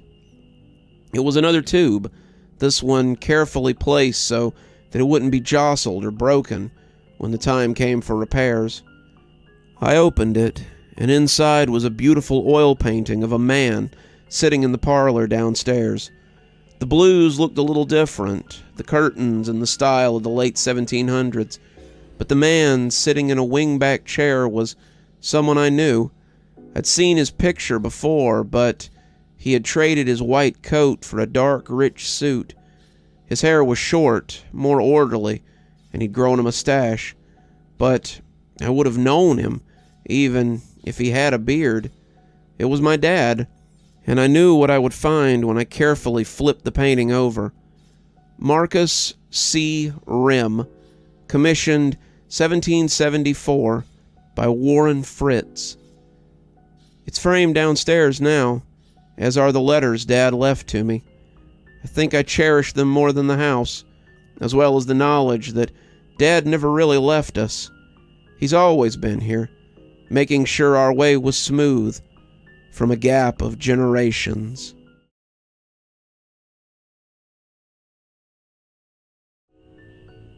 The usual lunch special, Charles? Yeah, Damien, but no crab rangoon this time. Trying not to eat so many carbs. Whatever you say, dude, Damien said, ringing him up. To say that Charles ate a lot of Chinese food probably wouldn't put his problem in perspective. Charles had been lucky when the pandemic hit. He was a work-from-home computer tech who rarely left his house anyway, so working on projects from his apartment was pretty par for the course. He'd been getting lunch at Damien's for the better part of 8 years, and they had the best Chinese food within walking distance of his bungalow. Though COVID had put an end to him dining in, it hadn't stopped Charles from getting his fix. Quite the contrary, it had only made it worse. Charles ordered from Damien's 3 times a day. Breakfast was egg drop soup and early morning rice at 10.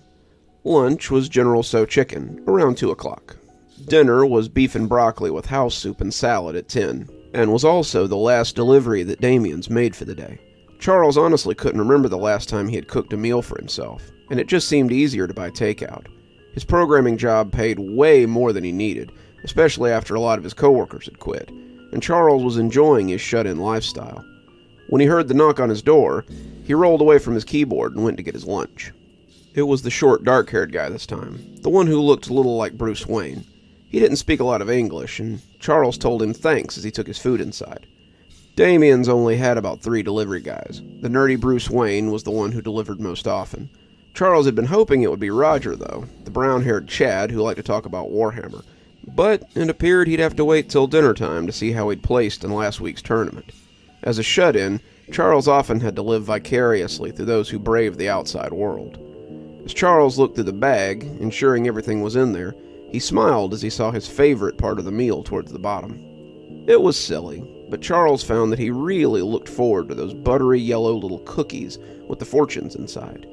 He knew they were far from authentic cuisine, but he liked the cookies ever since he was a kid. Charles had about 100 of the fortunes pinned up on a corkboard, and sometimes he liked to read them and think about their meanings on days he'd gotten them. Had he found someone new when he got that fortune? Had he found untold fortune on that particular day? Looking at them so often was probably why he had noticed the phone number. Want more cookies? Call 1-800-555-2665. He had never really thought about it before.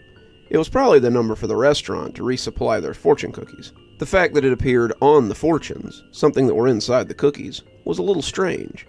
How would the restaurant get the number if they handed out the cookies? It didn't really make sense for the people eating the cookies to need more cookies, and as Charles sat the food on his desk, he opened the cookie and fished out the fortune as he munched on the little cookie shell. Today, you will make a hasty decision that will change your life. Damn, Charles thought, that one was different. It seemed benign on the surface. Everyone made decisions that changed their life, didn't they? The message wasn't the weird part, though. It was the sinister undertones that Charles couldn't quite shake. Not just any decision, but a hasty one. He ate the other half of the cookie before adding this one to the corkboard, looking at the phone number that sat under the lucky numbers. Want more cookies? Call 1-800-555-2665. Charles grinned, turning back to his desk as he opened the rest of his food and began to eat. Who wouldn't want more cookies? Charles worked well into the night. By 11, he'd fixed the problem in the code his boss had sent him. One of the other coders had been a little sloppy in the parameters, and as a result, had caused the program to crash as often as it returned anything usable. Charles had fixed it, emailing his boss about 10, and had started bumming around on Reddit as he thought about what to do with the rest of his evening. He wasn't ready to turn in yet, but he wasn't really interested in any of the games he had in his Steam library. He was just kind of wasting time as he scrolled through Reddit when he came to a weird post about strange phone numbers. The poster was talking about how he had called a number he'd found and how the guitar instructor had turned out to be a real creep. They claimed he had later seen the man on America's Most Wanted, but Charles thought the last bit sounded like bullshit. The comments mostly agreed, but some of them had talked about other weird numbers they had called. Massage parlors that had turned out to be brothels, contractors that had later robbed the house they had renovated, weird number stations that called back when you hung up, everything in between.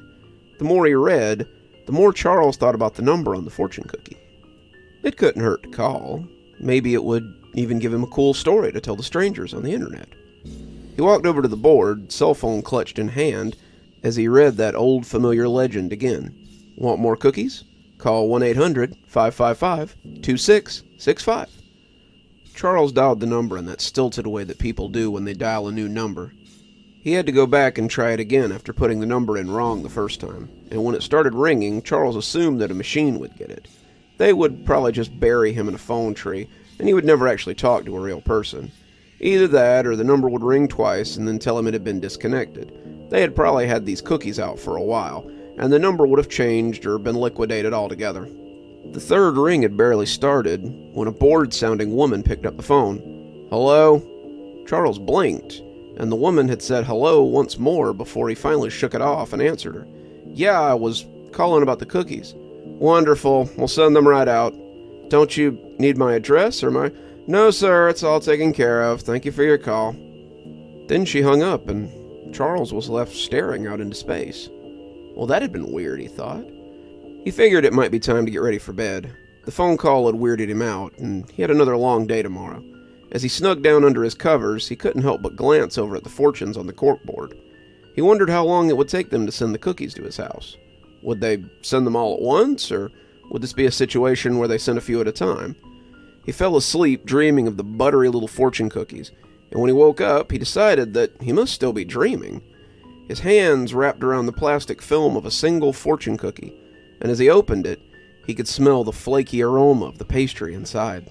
When he broke it open and felt the crumbs fall onto his chest, he opened his eyes and realized that it was no dream. The fortune cookie was tucked under his pillow, as if the tooth fairy had left him a buttery treat instead of a quarter. Charles looked at the fortune as he ate and was surprised to find not a fortune, but a thank you note. "Thank you for your business." That was when he remembered the phone call from the night before. It was weird, but he couldn't see how the two could be connected. He must have just imagined eating the fortune cookie last night. Charles had no idea how it had gotten in his bed, but it was a nice surprise, nonetheless. He put in a call to Damien's, and when he sat down on the couch, the phone ringing as someone no doubt ran to grab it, he heard the crinkle of cellophane from under the couch cushions. Reaching under the cushion, Charles found another wrapped cookie, this one slightly broken from being sat on. "Hello? Charles, you ordering?" Damien's voice brought Charles back to reality, and he munched on the cookie as he placed his morning order.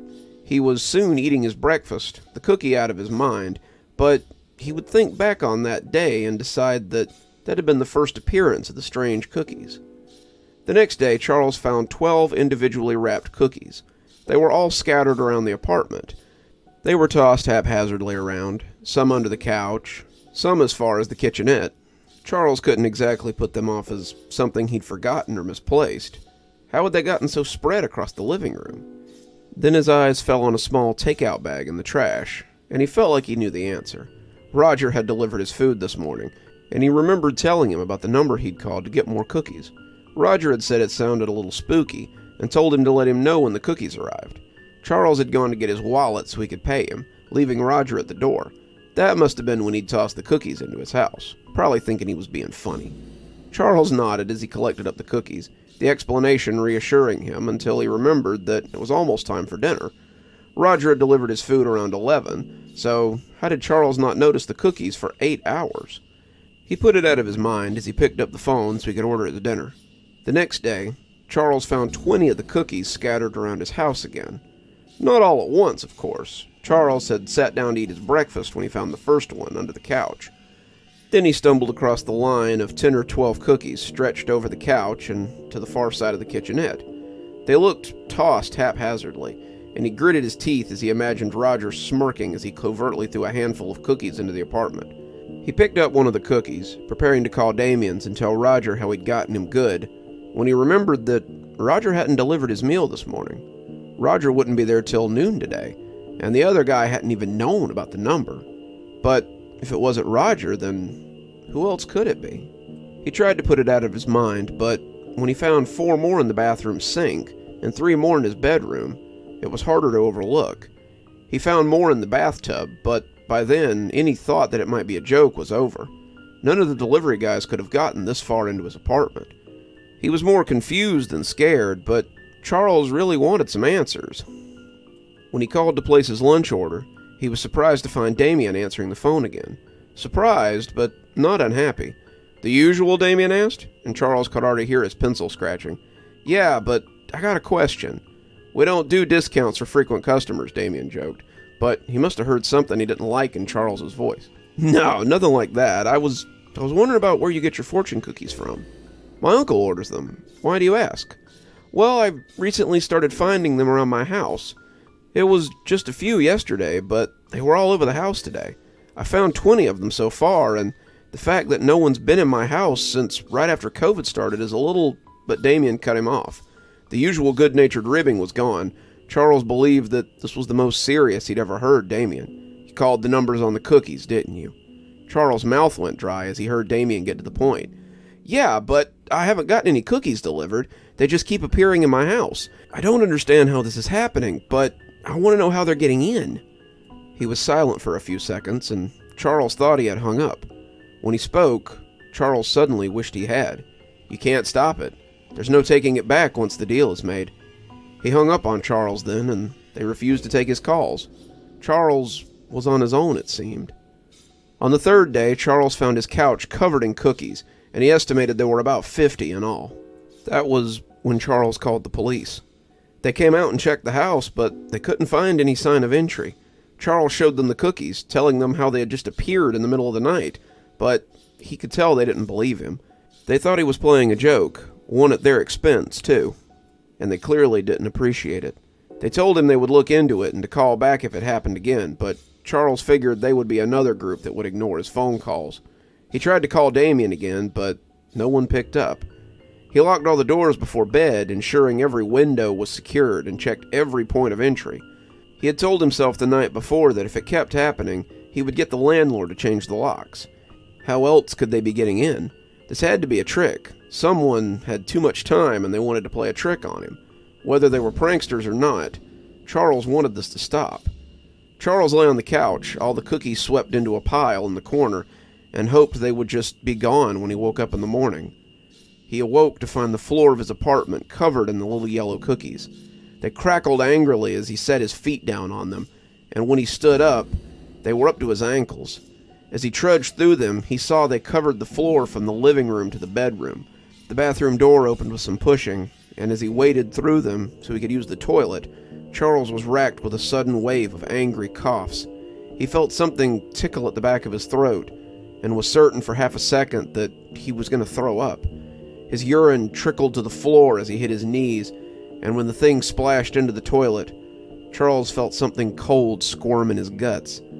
The cookie floated in the filthy water like a strange buoy in an alien sea. As he watched it bob there, Charles made a decision that would change the rest of his short life. He slid his shoes on and left the house for the first time in months.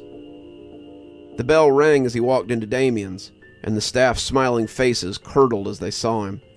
Charles sat at the table he had taken every time he had eaten here. The staff went about their jobs, actively avoiding him, but Charles wasn't going anywhere. He knew that Damien had answers. He knew something, and he'd sit here until he got what he was after. Even if it was Damien telling him how exquisitely screwed he was going to get some answers. Damien let him sit there for close to an hour, before finally coming out. "I told you there was nothing I could do. You've been cursed. Don't you understand that? The least you could do is not spread it around." "You know something about this, though," Charles said, glaring at him from between his steepled fingers, "and I'm not leaving until I get some answers." Damien turned his head away, seeming to think about it before finally telling Charles to wait. "Without you calling in an order at 10, I can finally close this place up on time. Wait till then, order whatever you want, and I'll take you to someone who has answers." Charles scoffed. "I can't just sit here all day." Damien only shrugged. "If you want answers, then I guess you'll have to." With little choice but to wait, Charles ordered some lunch. The staff kept his drink full, and Damien was true to his word. Charles ate when he was hungry, drank when he was thirsty, and used their facilities sparingly. He couldn't help but imagine his poor apartment as it filled up with the buttery little cookies, and the longer he sat, the more anxious he became. Where was Damien taking him later? Who would explain the situation? Someone else who had called the number? As the sun set behind him, Charles wanted to go with him less and less, but knew that he needed to more and more. As the crowds faded and the restaurant emptied, Damien finally came out and told him it was time to go. "We can take my car," he said, indicating a small hatchback out front. The car ride was short. They drove a few streets towards a small cluster of family homes that ended in a cul-de-sac. Charles could see several people wave at Damien as he drove towards the house at the end of the turnabout, and the sight of that place made him a little wary. where the others had well-maintained lawns and houses that looked well kept. This house they stopped in front of looked old and ready to fall down. The grass was mostly sand, patchy and limp, and the front porch was covered in boxes that looked ready to be shipped. The place looked abandoned, like a hoarder's house, but Charles could see people coming and going through the front door, most of them carrying boxes like the one on the porch. Damien killed the engine and looked at Charles. "You sure you want to know? It won't change your fate." Charles nodded, unable to damn himself with his words, and Damien climbed out and set off towards the house. Charles followed meekly enough after, but it wasn't until he got to the porch that he realized what those boxes were. He didn't need to read the foreign characters to know what was inside. The open box contained a bunch of familiar yellow cookies that Charles had come to hate. Whoever owned this house was packaging the fortune cookies in boxes. When Damien opened the door, a cascade of wrapped fortune cookies slithered onto the porch. "It's even worse than usual," Damien mumbled, wading into the sea of cookies as he beckoned Charles forward. The inside was even worse. The house was full of boxes, and the pair had to wade through the hip-deep sea of fortune cookies. Charles could see others wading through them, shoving them into boxes as they took them out. Charles could see a kitchen and a den as they waded through the house, and Damien seemed to be leading him towards the back. As they made their way down a hallway towards the back bedroom, the cookies got thicker and thicker. Damien knocked on the door, calling out a name Charles didn't understand. "Uncle?" Damien asked, a strange gurgling coming from inside. "Uncle, I got a guest who wants to meet you. May we come in?" There was another gurgling response, and Damien invited Charles inside. Charles was surprised to find not a room full of cookies, but a neat and tidy bedroom. Inside was an elderly man in striped pajamas, his dark hair plastered against his skull, and his unreadable eyes floating dully in his wrinkled face. His sallow skin clung to his bones like a bleached corpse, and if he hadn't turned to acknowledge Damien, Charles would have thought he was dead. "Good to see you again, Uncle," Damien greeted him. "This is my uncle, Dallin.